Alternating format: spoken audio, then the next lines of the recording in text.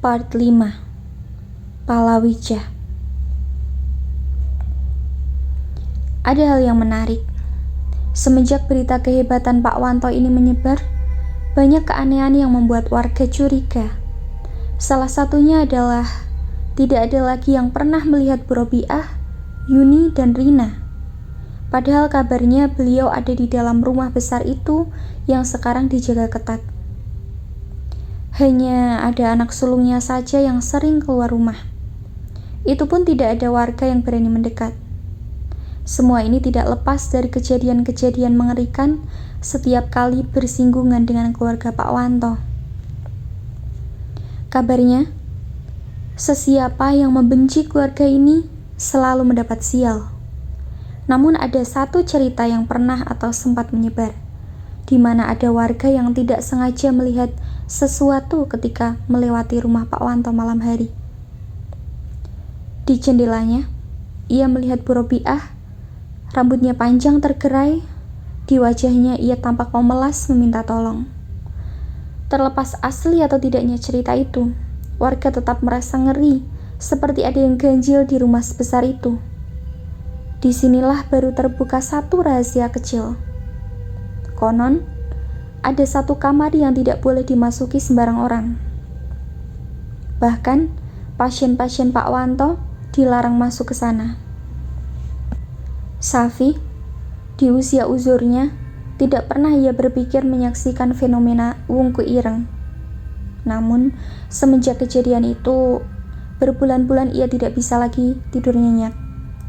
Setiap malam, makhluk itu terus dan terus mendatangi mimpinya. Hari ini, pintunya diketuk oleh seseorang.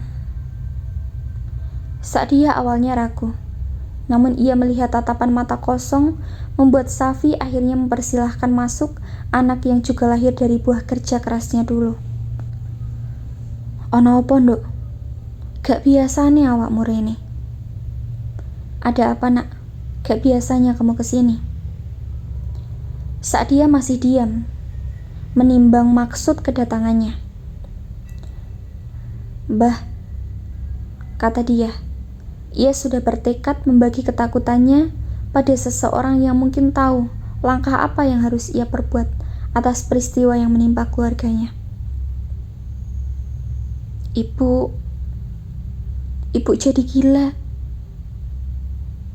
Safi hanya diam, matanya menerawang jauh. Adik-adikmu piye? Adikmu bagaimana? Heran bercampur bingung, seperti Safi tahu apa yang terjadi di dalam rumahnya. Seharusnya tidak ada yang tahu apa yang terjadi, mengingat bagaimana si bapak menutup semua akses peristiwa di dalam rumahnya. Rina lumpuh, Mbah. Saat itulah wajah tua yang lelah itu akhirnya menangis.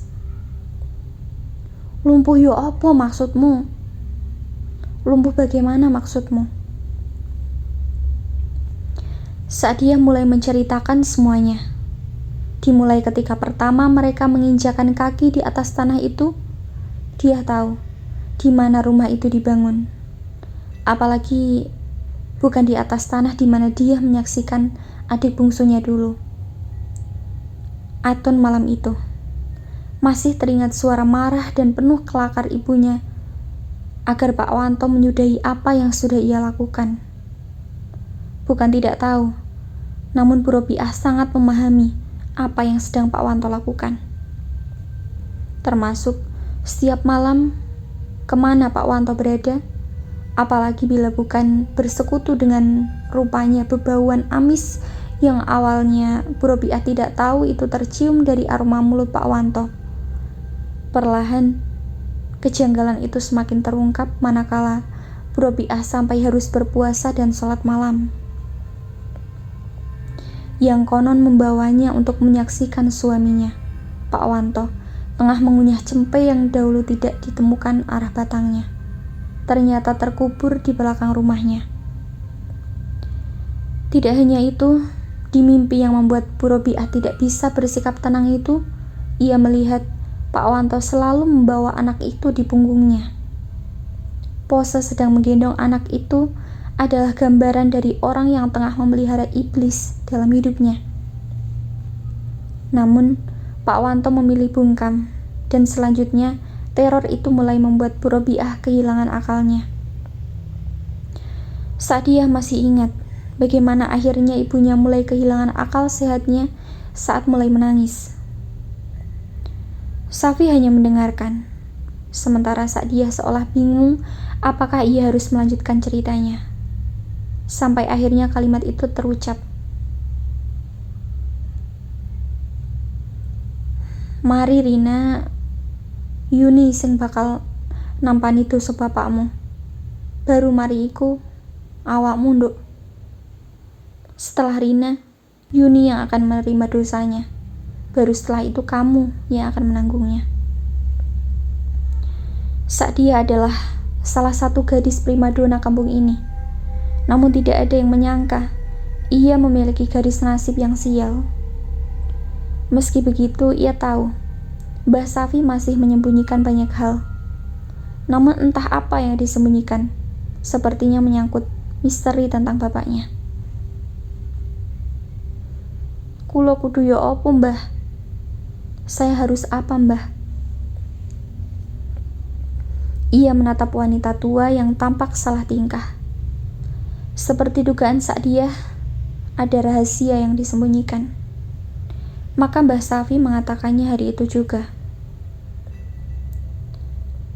Petang welas dino tekan saiki, bali orene. Aku ono sing arep tak kekno. 14 hari dari hari ini, kamu kembali lagi ke sini. Ada sesuatu yang harus kuberikan. Saat dia bersiap pamit, namun Mbah Safi memanggil lagi. Sik, Nduk. Sebentar lagi, Nak. Mbah Safi masuk ke dalam kamarnya. Kemudian keluar membawa 4 helai bunga kamboja. Ada firasat aneh ketika Sa'diyah menerimanya. Gowon, Mbah gak iso teko nglayat. Bawa aja, Mbah tidak bisa melayat. Kaget, Sa'diyah bertanya apa maksudnya.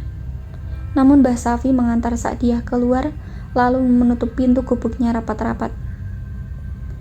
Tersimpan tanda tanya besar dalam benak Sa'diyah ketika ia pulang. Namun 4 helai bunga kamboja, apalagi bila bukan pertanda kematian.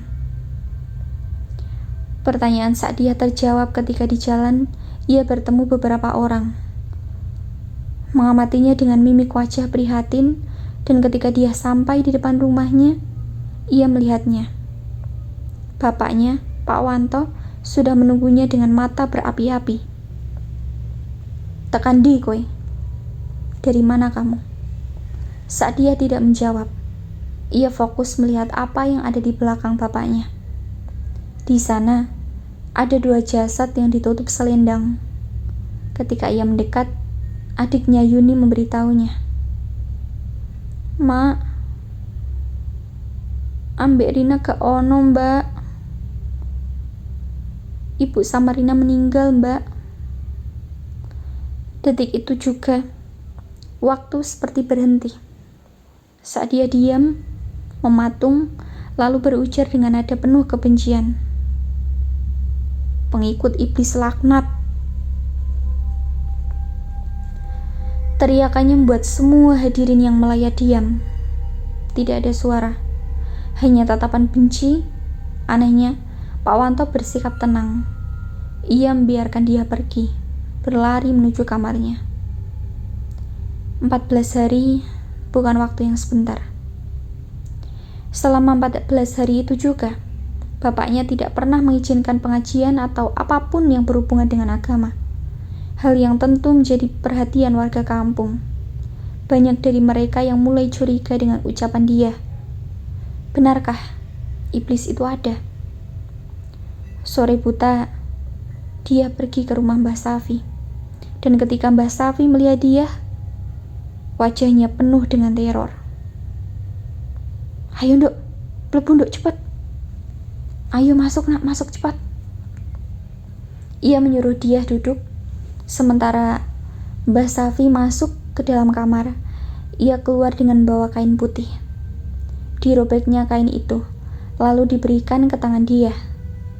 Terjadi keheningan dalam waktu lama sampai dia bertanya, "Opo iki, Mbah?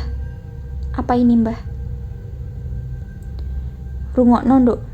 Rungokno. Aku bakal ngasih tahu opo sing terjadi ambekmu, ambek bapakmu kuwi. Dengarkan ya, Nak, aku akan beritahu apa yang sebenarnya terjadi pada ayahmu itu." Dia bisa melihat bibir Mbah Safi gemetar. "Kafan.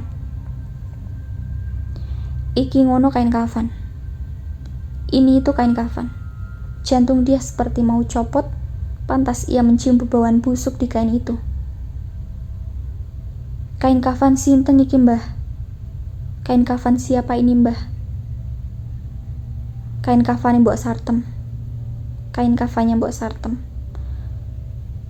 "Mbah, bongkar kuburan Mbah Sartem." "Mbah membongkar makamnya Mbok Sartem." "Sik ta lah, Nduk, rungokno ndilik. Sebentar ya, Nak, dengarkan dulu. Sing nggarai Mbok Sartem mati iku bapakmu. Yang membuat Mbok Sartem meninggal adalah bapak kamu. Hari itu dia seperti disambar petir." "Palawija," kata Mbah Safi. "Makhluk ikilah sing nggawa balak nang keluargamu. Saiki simpenan kain kafan iki, Nduk, terus rungokke pesanku. Palawija adalah nama makhluk ini. Bawa kain kafan ini, simpan di dekat kamu, lalu dengarkan pesanku ini. Ojo turu ngisore jam 12 ya. Jangan tidur di bawah jam 12 ya." "Apa iku palawija, Mbah? Apa itu palawija?" Mbah Safi seperti tidak ingin melanjutkan percakapan ini. Ia menegak kopi hitamnya lalu mulai bercerita. "Ceritane dawa, Nduk. Tapi awakmu kudu roh. Ceritanya panjang, tapi kamu harus tahu. Palawija iku wedhus jelma menungso. Palawija adalah kambing yang menjelma manusia. Biyen ana wong sing lahirno anak ora normal. Awak menungso tapi ndas wedhus. Dahulu ada orang yang melahirkan anak tidak normal. Badan manusia tapi kepala mirip kambing. Ceritane jabang bayi iku dikubur nang kene, nang desa iki. Kabarnya anak bayi itu dikubur di sini, di desa ini. Tapi ra ono sing weruh nggon pastine. Tapi tidak ada yang tahu di mana tempat pastinya. Nek jare Mbok Sartem, bapakmu sing nemu kuburane. Kalau kata Mbah Sartem, bapakmu lah yang menemukan kuburannya. Jenenge demit, namanya iblis. Paling pinter mbujuki menungso. Bapakmu keboblok ambek demit siji iki. Pintar menipu manusia, bapakmu sudah terjerumus sama iblis satu ini. Wis, saiki mulihno. Pesanku siji, ojo sampai ilang kain kafan iki. Sudah, kamu pulang saja. Pesanku cuma satu, jangan sampai hilang kain kafan ini. Seperti apa yang dikatakan Mbah Safi, dia tidak pernah lagi tidur di bawah jam 12. Ia sengaja mengikat kain itu di pergelangan tangannya seolah-olah itu adalah gelang penjaganya. Dan di malam yang entah keberapa, dia ingat ada satu kamar di dalam rumahnya yang tidak pernah ia masuki. Malam ini, Pak Wanto pergi dari sore tadi. Di luar tengah hujan lebat. Hanya ada dia dan Yuni serta dua pembantunya. Dengan perasaan bimbang, dia pergi menuju ke kamar Pak Wanto. Kamar yang tidak pernah boleh dimasuki siapapun. Baru saja ia menutup pintu kamarnya, dia dikejutkan oleh Yuni. Yuni menatapnya dengan tatapan datar. Sebelum dia bertanya kenapa Yuni masih terjaga di jam malam seperti ini. Tiba-tiba Yuni tertawa cekikikan, berlari meninggalkan dia dengan wajah kebingungan. Tanpa menghiraukan Yuni, dia tetap berjalan menuju kamar Pak Wanto. Tercium aroma wangian yang biasa Pak Wanto gunakan. Sangat familiar, namun memuakkan bagi dia yang sudah lupa bahwa ia punya figur seorang bapak. Ketika dia tepat di depan pintu itu, ia tahu ia tidak sendirian. Pintu yang biasa terkunci rapat malam ini anehnya bisa dibuka dengan sangat mudah. Maka dia melesat masuk. Dan hal pertama yang dia lihat adalah temboknya ditutup dengan kain hijau zamrud. Suasana di kamarnya membuat dia merinding. Ada rahasia di dalam sini. Tanpa membuang waktu, dia mengamati setiap detail kamar ini. Banyak topeng anggon dari barong sampai wurukan, topeng mitos Jawa. Banyak keris terpajang di atas meja, lengkap dengan kemenyan yang dibakar di atas bak tanah liat kecil, namun dia terfokus menatap satu titik. Ada keranjang bayi yang diselimuti oleh sewek, kain yang digunakan oleh ibu Jawa. Di atasnya ada payung khusus mayit, dan ketika saat dia mendekatinya, tiba-tiba badannya menjadi berat. Berat sekali, seperti ada yang naik di atas punggungnya.